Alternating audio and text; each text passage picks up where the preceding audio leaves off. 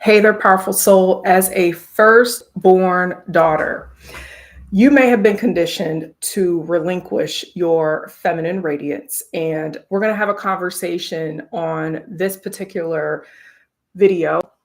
It's actually my very first YouTube live stream. And so that's pretty freaking epic.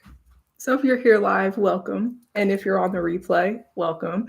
I'm really excited that this is the first live stream, experimenting with that. But anyway, I digress. We're going to have a conversation today about reactivating your feminine radiance as an accomplished spiritual and feminine woman who's probably likely the firstborn daughter in your family. I know that because most of the women that I have worked with throughout the years who I have been called to serve have been firstborn daughters. I'm a firstborn daughter. Most of the women I've worked with have been firstborn daughters. And with pattern recognition being one of my gifts, I've noticed a pattern throughout the years in my work. And there's a conversation I wanted to bring forward about that. And during this conversation, if I share something that brings up a memory, in the form of a traumatic experience, I invite you to be present with that. Try not to escape it, try not to avoid it, try not to suppress it, try not to numb it. Instead, can you be present with it and be in this conversation? Because this may be the conversation that you didn't even realize that you needed to hear. And so, as a firstborn daughter, there is a lot of conditioning that we receive. And it's interesting how spirituality biblically talks about the firstborn and the different types of generational curses and patterns that they can inherit. Well, epigenetics, the science of DNA, is also showing how the firstborn daughter specifically, can inherit a lot of the mother's trauma, specifically, even some of the father's trauma. And a conversation about feminine radiance as it relates to our mothers sometimes isn't something we always consider because we're adults and we've moved on from childhood and we are in our careers and we are in our businesses and we're in our relationships and we're in our lives and we're creating some sort of success for ourselves. And we don't stop to consider sometimes, where did this come from and why do I show up this way? And so I want to talk to you about that. Your mother modeled something in front of you. And most likely, what she modeled in front of you was this pattern where she herself relinquished her feminine radiance, where she didn't always take care of herself, where she didn't always maybe practice self-care, where she maybe didn't always adorn herself a certain way, where she may have put everyone else first, where she may have worked really, really hard, where she had made sure that everyone else was taken care of. However, she was the last one to be considered. And you saw this. You saw this growing up. You saw this being modeled in front of you. Now, at the time as you saw this being modeled in front of you, you may not have thought that this was actually starting to create an internal narrative that maybe you would later go and repeat. You may not have considered that this would be a pattern that you would now have to work to rewire and rework so that you yourself are not also relinquishing your feminine radiance. I know for myself, I was a very observant, alert, spiritually sensitive little girl. And I remember I would see my mother one way in the reality that I was experiencing her in. But I remember I used to go through family photos and saw images of her. And I started to notice that the person I was seeing day in and day out was looking a little bit different than the person who was in the photos. And I started to feel this essence about her that felt like she was overwhelmed, she was overworked, she had no time for us. Her energy was all about work, her energy was all about taking care of family, but there was nothing left in the tank for herself. And I remembered I told myself as a little girl, well, I'm never going to do that. I'm never going to do that. And then when I became a mother myself, when I got pregnant with my son at 19, it wasn't long before I noticed that that same pattern started showing up in my early 20s. And I thought to myself, oh my gosh, Something's happening here because I told myself that I would consciously not do that. And here I am doing it. Why? Why am I doing this when I said I would not do this? Well, as firstborn daughters, we are looking up to our mother as this matriarch, if you will. And oftentimes, if you have siblings, I had younger sisters, they're looking up to us. And the only one we have to look up to is our mother. She is our feminine example. She is our example of what it means to be in our womanhood, in our empowered womanhood. She is our example of what it means to take care of ourselves. She is our example of what it means to be well loved. She is our example of what it means to be well nourished, well taken care of. And if we're having an example that's not consistent with a woman who is radiating in her feminine essence, that is well loved, that is taking beautiful care of herself while doing all the other roles and responsibilities that she has, we're unconsciously taking in this narrative that will later turn into these unconscious crippling beliefs, as I call it. It turns into this wiring inside of our nervous system that starts to feel very familiar. Now, I talked about emotional resiliency and how important that is for feminine women inside of our leadership. If you want to go watch my most recent video prior to this one, where I talk about emotional resiliency, and I kind of unpack that more there. But I want to stay focused here on this concept of feminine radiance, because a lot of times modern day high achieving women believe that if they make sure their hair looks just like so, and they're like, let me just fix my hair a little bit, or they have the makeup on, or they have on the cute outfit and they put the earrings on and they look just like so, that's exuding feminine radiance. Now, it may look good, it may appear good, but what's coming from you is your radiance. And sometimes you can look a certain way, but what's exuding from you is not necessarily something that people want to be around. It's not necessarily something that your partner may want to be around.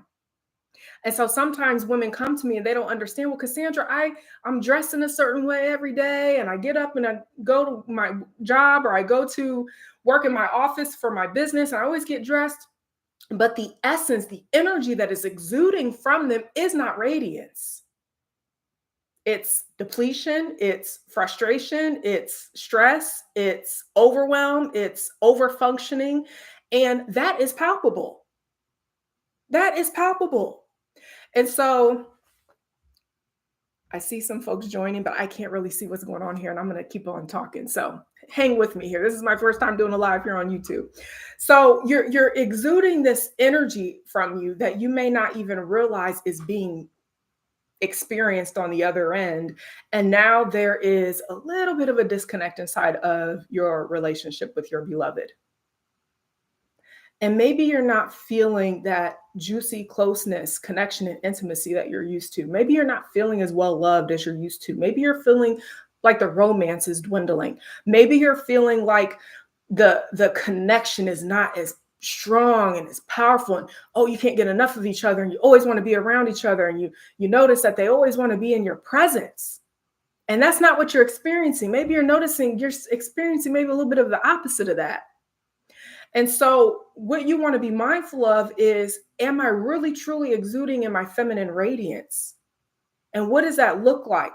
Well, first we want to look at the definition of radiance. There's some synonyms that we can look at: light, warmth, and your rare essence. Rare essence. That unique, special, authentic part about you that can't be replicated, that can't be duplicated, that cannot be copied by anyone else, that is true to who you are. And in order to radiate in that, this means that you got to get out of your head and into your body, being present, but also noticing, where have you not been consistent and devoted with your own feminine habits? Where have you not been consistent and devoted with making sure that you're fueling and nourishing your own femininity so that you're flourishing? Where have you not been consistent with really pouring into yourself into a state of overflow? And if you're noticing that as we're having this conversation, you're saying to yourself, well, yeah, I dip in and out of that. I know I have. That was a pattern that I had to really, really work on, was being devoted to my sacred practices, being devoted to pouring into myself, especially when I was a single mother before I met my husband a decade ago. It's been a decade now. Me and my husband have been together, but before I met my husband, I was a single mom. I had to really devote myself to my feminine habits and practices, to pouring into myself, to spending time with God and myself. I had to practice that. And it was challenging at times because the programming that I had was to work. The programming that I had was take care of my son first. The programming that I had was to not take care of myself. And so when I noticed resistance was showing up as I was desiring to nourish myself and to reactivate my feminine radiance, I really had to lean into that. Now, a lot of times when modern day high achieving women notice that they feel resistance, they tend to step away from that. But I want to paint this picture for you when it comes to resistance. With resistance, we want to make sure that it's not necessarily the external resistance that you are pulling away from. Rather, it's, let me re-say this. When it comes to resistance, you're going to notice that the resistance that's internal is the resistance you really should be leaning into. I'm going to say that again. The resistance that is internal is the resistance you should be leaning into. Meaning, what are the reoccurring thoughts? What are the feelings that you're always feeling? What are the beliefs that you have when it comes to radiating your feminine essence? When it comes to prioritizing that for yourself? When it comes to not expecting your partner to show up in the relationship a certain way and you're not willing to do the same? Because I see a lot of modern high achieving women do this. They will say, well, my husband's not doing this and they're not doing that and they're not doing that. And then we look at what they're doing. They're not really devoted to their sacred practices. They're not really devoted to nourishing themselves. They're not putting themselves first. They're putting their business first. They're putting their bank account balance first. They're putting their kids first, but they're not putting self first. They're not putting the woman behind the relationship, the business, the kids, the family first. And instead, what's happening is there's this disconnect happening in the relationship, and she's seeing this showing up in her physical reality, and she's feeling frustrated and she wants to blame the partner. And instead, what you get to do is look at, oh, my partner is my mirror. What is this reflection revealing to me? What is this reflection saying back to me about who I'm being right now? Now, typically, when you notice that the reflection in the mirror in your relationship is showing you something about yourself that feels uncomfortable, if the urge is to project, if the urge is to blame, if the urge is to shift the focus off yourself, we have to look at that. We have to look at that. We have to look at why, when the mirror is showing a reflection, that you don't want to see that. Why, when the mirror is showing a reflection, you want to push it away. You want to avoid it. We have to look at that. And then we have to look at, why are you resisting radiating in your feminine essence? Why are you resisting being devoted to your feminine habits and your sacred practices? Why are you resisting to resting more and taking care of yourself more and being the type of partner that your partner probably felt like they signed up for? Now, I know that doesn't always feel good when we say that. Those are reality checks we have to have sometimes, is looking at thyself, checking thyself, as I like to say, looking at, where am I expecting my partner to show up in this relationship in a way that I'm unwilling to show up in this relationship in? And before we can co-create harmonious, thriving, flourishing, sacred sovereign unions, we first have to make sure that we're doing that with ourselves. And so as firstborn daughters, we're looking up to our mothers. We're receiving this programming. We're receiving this modeling in front of us that is representative of the type of women we think unconsciously we're supposed to be. And so when this is playing out later inside of our marriages or inside of our relationships, we then have to look at that. We have to look at what was the internal narratives that I internalized about what it means to be an empowered woman. What are the internal narratives that I internalized about what it means to be feminine? A lot of modern day high achieving women internalize a narrative that says that being in your feminine is weak, or they feel like they're already in their feminine because they appear a certain way, or they feel like they're already in their feminine because they are doing all of these, my Qigong Sifu calls this spiritual materialism, where everybody's meditating and everybody's doing this and everybody's doing that, but they're not embodied in it. They're doing it to say they do it. They're doing it to check it off a box. They're doing it to post online that I did it. They're doing it to go tell everybody, yeah, I'm doing this and I'm doing that. And I'm so high vibe and I'm so enlightened and I'm so holy and righteous. But what is the fruit?